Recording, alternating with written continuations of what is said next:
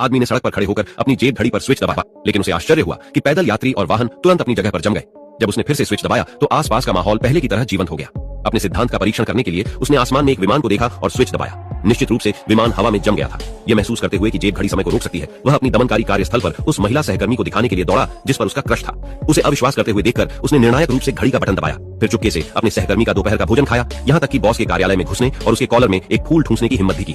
उसने अपनी जेब में मुट्ठी भर नरकट भी ठूंस ली, लेकिन इन हरकतों के बावजूद आदमी अभी भी असंतुष्ट महसूस कर रहा था। इसलिए वह एक बैंक में गया, सबके सामने स्विच दबाया और बेशर्मी से तिजोरी खोली।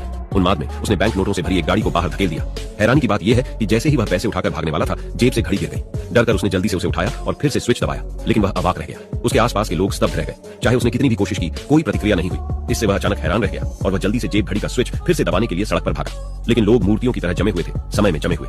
इस स्थिर दुनिया में केवल वही चल सकता था। फिर भी वह अब खुशी या दुख में